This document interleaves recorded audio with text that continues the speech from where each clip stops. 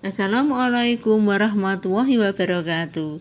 Hai anak-anak kelas 10 yang hebat. Sudahkah kalian belajar hari ini? Oke, mari kita belajar bahasa Indonesia bersama Bu Guru ya. Kali ini Bu Guru akan menganalisis struktur fisik puisi nyanyian gerimis. Bahasa Indonesia bab 6 kelas 10 halaman 178 sampai 180. Semoga nanti bisa membantu kalian untuk mengerjakan tugas pada halaman 178 sampai 180. Oke? Silahkan disimak sampai selesai. Semoga bermanfaat. Selamat mengikuti.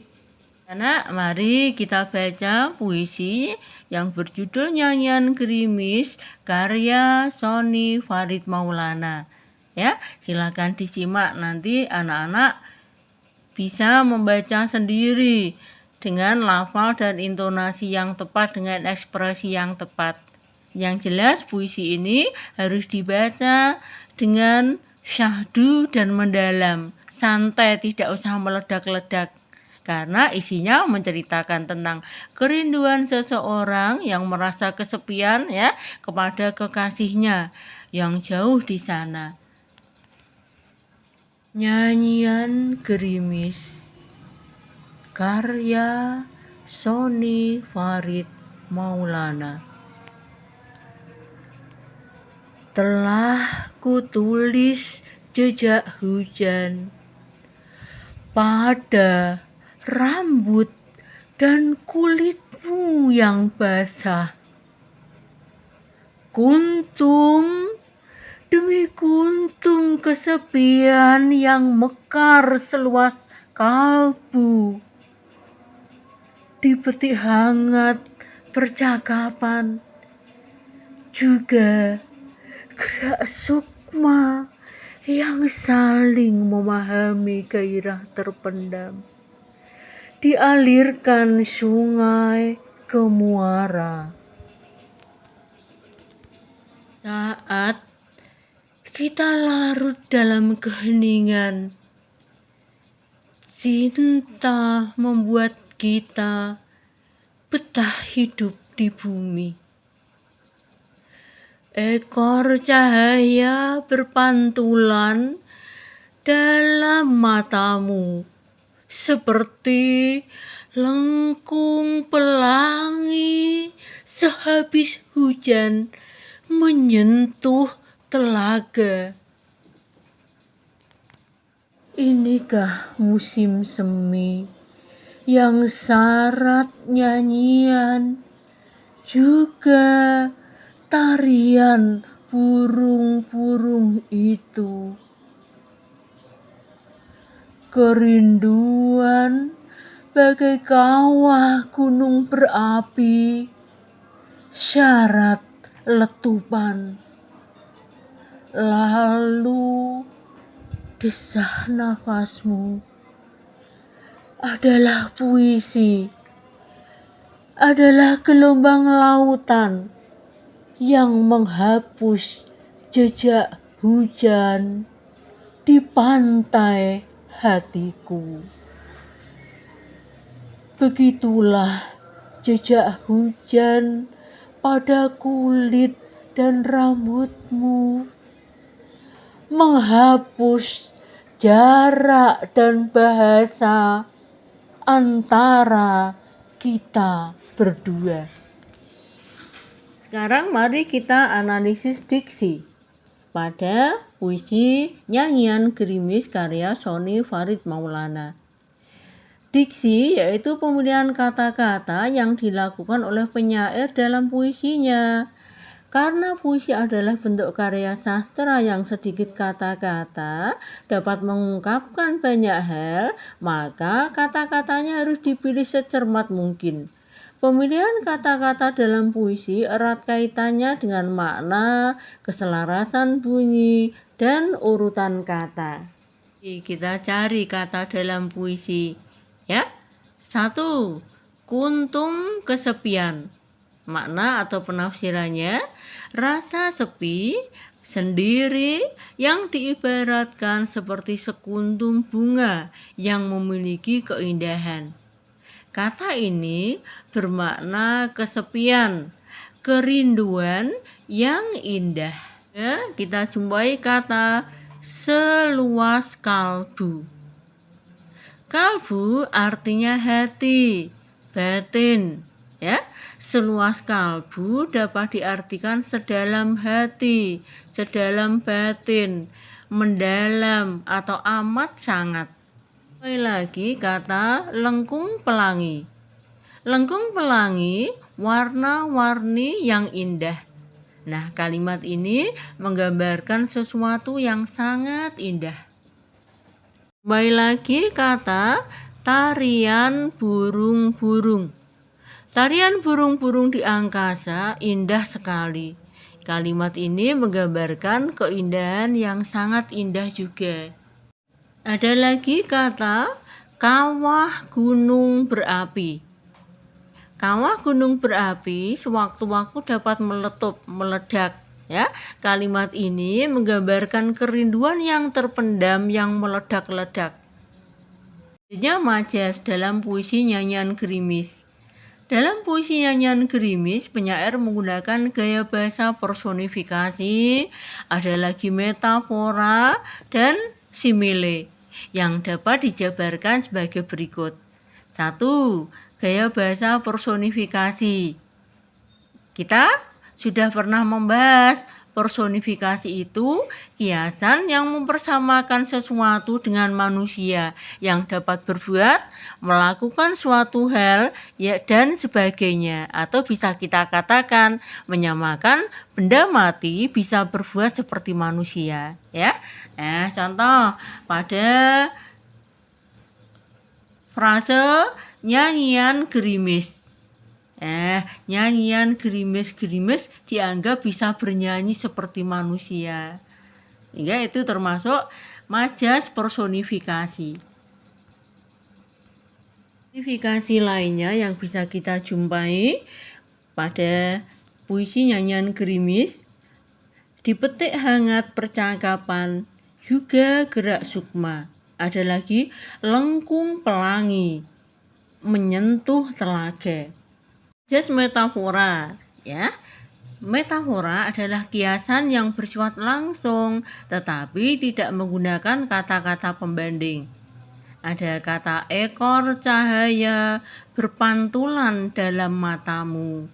Ada lagi lalu desah nafasmu. Adalah puisi, adalah gelombang lautan. Majas simile. Majas perbandingan atau perumpamaan yang menyamakan suatu hal dengan hal lain menggunakan kata-kata pembanding bagai, bak, seperti, seumpama, laksana, dan lain-lain. Nah, ada kalimat yang berbunyi seperti lengkung pelangi. Ada kata seperti, berarti itu gaya bahasa atau majas simile. Kerinduan bagai kawah gunung berapi. Ada kata bagai, ya. Berarti itu adalah majas simile. Ya, rima dan irama. Rima adalah persamaan bunyi pada puisi, baik di awal, tengah, dan akhir baris puisi. Sedangkan irama adalah lagu kalimat yang digunakan penyair dalam mengapresiasikan puisinya. Rima dalam puisi nyanyian gerimis tidak terlalu diatur karena lebih mementingkan isi. Rima pada bait pertama yaitu A, U, A, A. Ya. Ada 6 baris atau 6 larik. Telah kutulis sejak hujan A. Kuntum U, kalbu U, sukma A, terpendam A, muara A. Pada bait kedua, rima juga tidak beraturan. Ada 5 baris di situ. A, I, U, I, A. Keheningan A, di bumi I, matamu U, pelangi I, telaga A. Pada bait terakhir, Rima juga tidak beraturan dan bait pun tidak jelas jumlah barisnya. Rima pada bait terakhir yaitu a, u, i, u, a, u, a. Nyanyian a, itu u, berapi i, nafasmu u, lautan a, hujan a, rambutmu u, bahasa a, berdua a. Ada 10 baris 10 larik ya, tapi hampir tidak jelas. Ya, tipografi. Tipografi yang dipakai pada puisi nyanyian gerimis sangat terlihat menonjol. Tepi kanan kiri, pengaturan barisnya, hingga puisi yang hanya memakai satu tanda tanya. Hal-hal tersebut sangat menentukan pemaknaan terhadap puisi, meskipun juga bisa hanya sekedar unsur keindahan fisik. Menggunakan baris-baris yang tak sejajar satu sama lain dan menggunakan sedikit tanda baca mungkin mempunyai makna yang mendalam. Tipografi pada puisi ini menggunakan huruf besar di awal baris dan tanda titik pada baris kedua. Terbukti pada kutipan puisi di bawah ini. Telah kutulis jejak hujan pada rambut dan kulitmu yang basah. Titik ya. Kuntum demi kuntum kesepian yang mekar seluas kalbu. Diawali dengan huruf besar, huruf kapital pada awal kalimat dan hanya menggunakan satu tanda titik. Tanda titik pada baris kedua puisi nyanyian gerimis yang dilanjutkan kata kuntum yang diawali dengan huruf besar seolah menonjolkan kata kuntum yang bermakna seorang yang kesepian yang semakin merindu. Kemudian pada bait kedua, bentuk baris yang tidak rata seperti melengkung dapat dilihat sebagai berikut. Sesaat kita larut dalam keheningan, cinta membuat kita betah hidup di bumi. Ekor cahaya berpantulan dalam matamu seperti pelengkung pelangi sehabis hujan menyentuh telaga. Nah, itu melengkung seperti lengkung pelangi. Dari bait yang tidak rata tersebut melambangkan kata yang terdapat dalam baris itu sendiri. Penyair yang menggambarkan sorot mata yang begitu indah seperti lengkung pelangi. Membuat puisi lebih hidup jika baris-baris dibuat melengkung tak beraturan. Pada bait selanjutnya, baris-baris masih tak beraturan. Inikah musim semi baris pertama, kemudian baris kedua menjorok ke dalam, baris ketiga agak sejajar, baris keempat menjorok ke dalam lagi, baris kelima menjorok ke luar ke depan yang menghapus jejak hujan, menjorok ke dalam lebih dalam. Ketidakberaturannya baris tersebut selain sebagai keindahan indrawi fisik ya, namun juga melambangkan maksud yang disesuaikan dengan kata-kata dan isi puisi pada baris tersebut, yaitu kata tarian burung, gelombang lautan ya, sehingga tipografinya juga bergelombang dan tidak beraturan. Begitu maksudnya. Selanjutnya pada 4 baris terakhir pada bait ketiga ya, yang berbunyi di pantai hatiku, begitulah jejak hujan pada kulit dan rambutmu menghapus jarak dan bahasa antara kita berdua. Nah, pada 4 baris terakhir terdapat tanda titik setelah kata hatiku. Mana ya?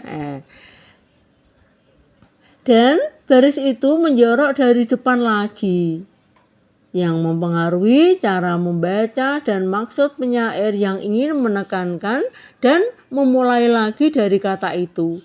Kemudian sampai baris terakhir sengaja dibuat baris yang tidak lurus tetapi tersusun, melambangkan penyelesaian yang selaras antara kita berdua. Anak bisa mengisi tabel pada kegiatan yang ada pada buku Bahasa Indonesiamu halaman 178 sampai 180 ya.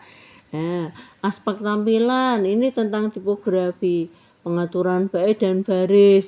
Puisi terdiri atas 3 bait. Bait pertama memiliki 6 baris, bait kedua terdiri dari 5 baris. Adapun bait ketiga mengandung 10 baris.